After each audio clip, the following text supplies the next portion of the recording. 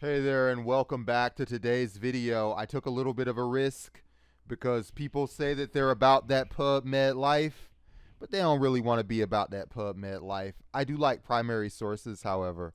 Uh, this is a scientific study. They took 10 women and 5 men who have recently been rejected, and they reported to these doctors that they were still in love. First of all, snap out of it. You're making a big mistake. But of course, if you've ever known a person who's in a situation like that, there is a real down bad chemical change, and it's good to have doctors confirm this to be real. This is not just anecdotes about people moping around. They took the pictures of the brain, they held them up to the people who were in these situations, and they actually took photographs of the brains of people who were like looking at these images, right? And then they took them and compared them with how they looked looking at a familiar sight. And they broke it up with like a distraction building task. First of all, how bad do you have to be? Take a scientific study on how down bad you are. I think you're volunteering for this. You might be an outlier, and maybe that should be factored into the research. That being said, uh, they see a real physical change with their forebrains that's similar to what you'd get with drug addiction. And, first of all, I'd like to see the brain systems of the person doing the rejecting. It takes a lot for you to reject someone in life, break up with them, and get over them. That's a lot of stress there. And I worry about the mental health of the dumper just as much as I think about the mental health of the dumpee. But with that being said, uh,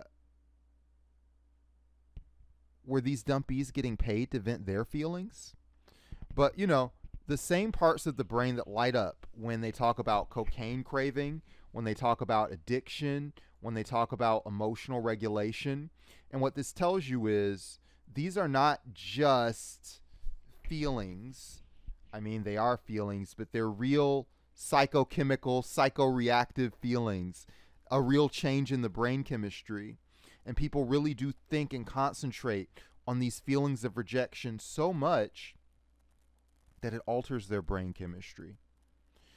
In the same way that love changes your brain chemistry, right? Rejection does too.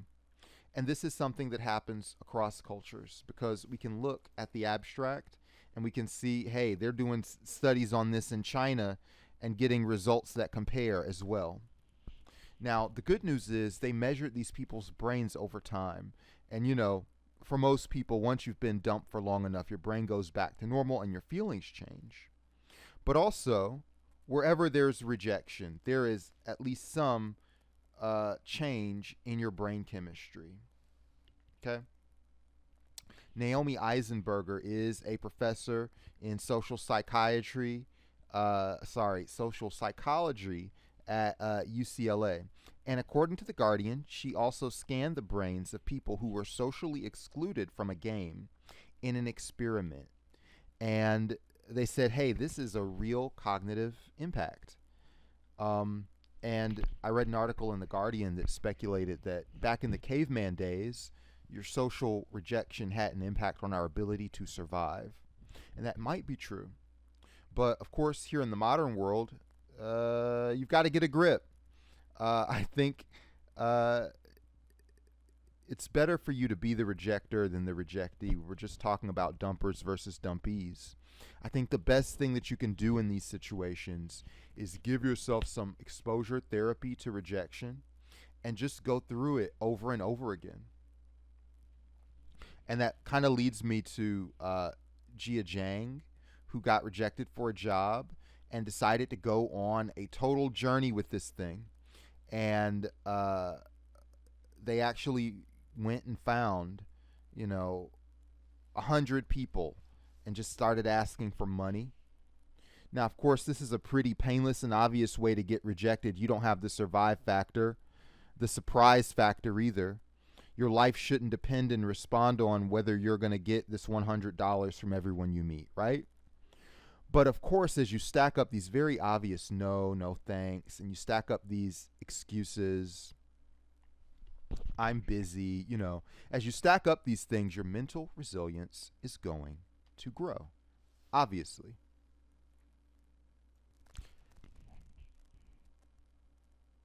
And it's interesting to see that in the concept of like sales and business.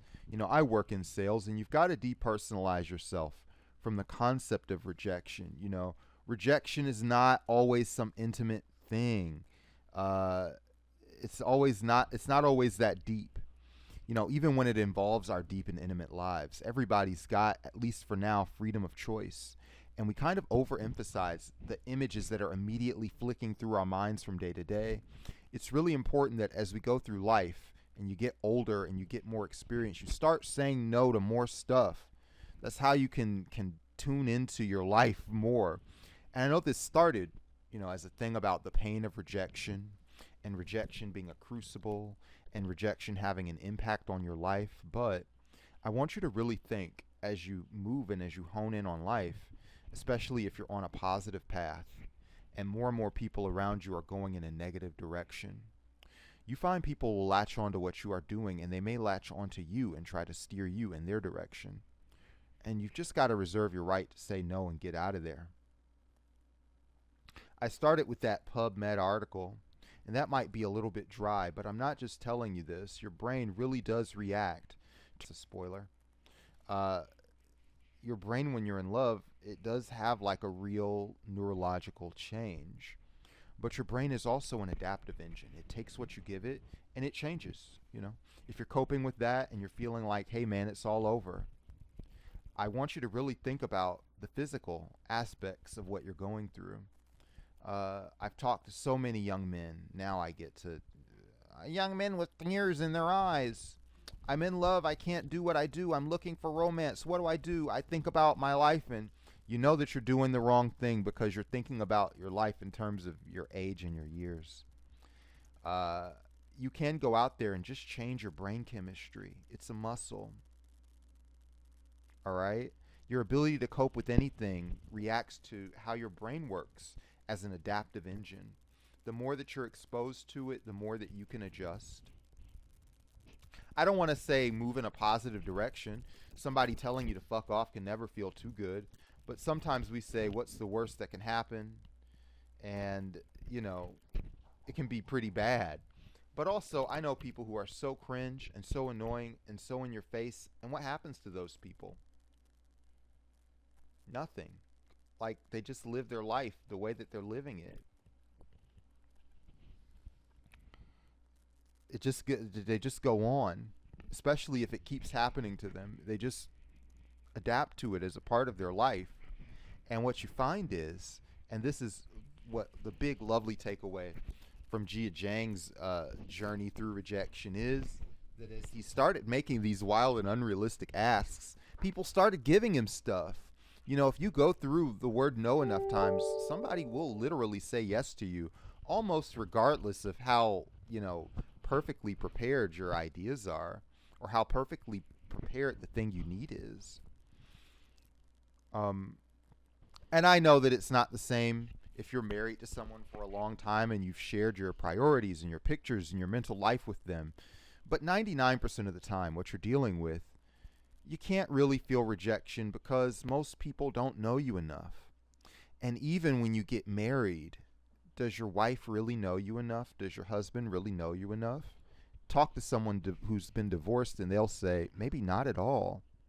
Your chief relationship in your life is with yourself. And you are the only character in this movie that is there from the beginning to the end. Not your friends, not your parents, not your loved ones, not your family, your workmates, your college friends, all of your relationships in life.